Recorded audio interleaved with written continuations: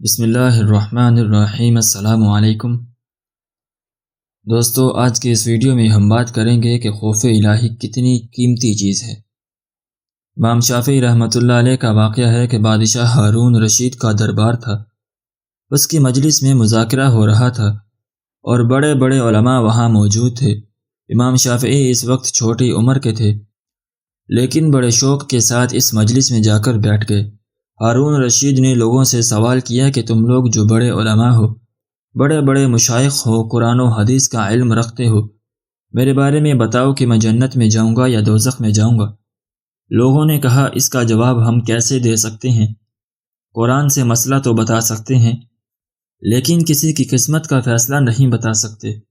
ہاں، احکام بتائے جا سکتے ہیں، زندگی میں انسان کو کس ڈنگ سے رہنا چاہیے، اللہ تعالیٰ کس چیز سے راضی ہوتا ہے اور کس سے ناراض ہوتا ہے، یہ تو بتا سکتے ہیں، لیکن یہ سوال کہ ایک آدمی جنت میں جائے گا یا دوزخ میں جائے گا، یہ تو غیب کی بات ہے۔ کسی انسان کے بارے میں قرآن و حدیث کا جاننے والا غیب کی بات کیسے بیان کر سکتا ہے؟ امام شافعی جو ابھی نوعمر تھے، انہوں نے عرض کیا کہ حضور اگر اجازت ہو تو میں اس کا جواب دے سکتا ہوں۔ بادشاہ نے کہا کہ ضرور دیجیے۔ اللہ تعالیٰ نے امام شافعی کو بڑی بصیرت اور فراست سے نوازا تھا۔ امام شافعی نے کہا کہ حضور، آپ تو سوال کرنے والے ہیں اور میں جواب دینے والا ہوں۔ آپ اوپر بیٹھے ہیں اور میں نیچے بیٹھا ہوں، یہ کیسے ہو سکتا ہے؟ اس لیے آپ نیچے اتر آئیے اور مجھے اوپر بیٹھا دیجیے۔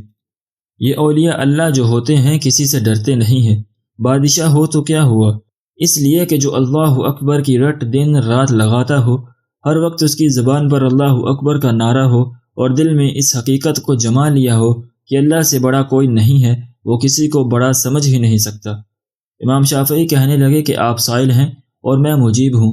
جواب دینے والے کا مقام اونچا ہوتا ہے، سوال کرنے والے کا مقام چھوٹا ہوتا ہے، اس لیے آپ کو نیچے ہونا چاہیے۔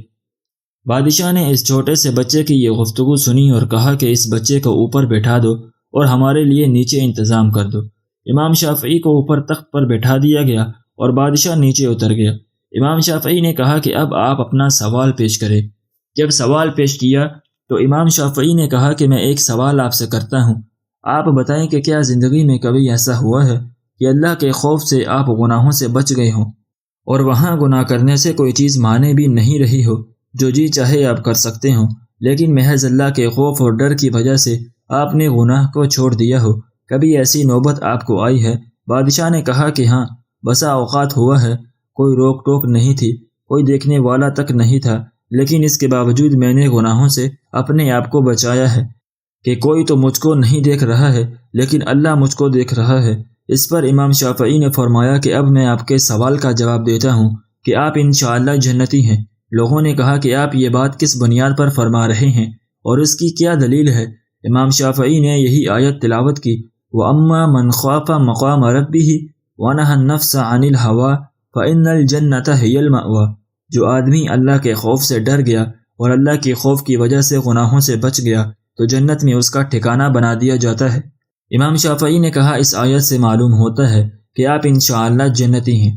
معلوم ہوا بھائیو، اللہ کا خوف کتنی قیمتی چیز ہے، اتنی باری چیز اور عظیم الشان چیز ہے کہ جس آدمی کے دل میں اللہ کا خوف آ جاتا ہے، اللہ تعالیٰ اس کے لیے جنت کا فیصلہ لکھ دیتے ہیں۔ دوستو، اگر آپ کو آج کی یہ ویڈیو پسند آئے تو ہماری اس ویڈیو کو لائک کر کے ہمارے چینل کو ضرور سبسکرائب کریے گا۔ شکریہ۔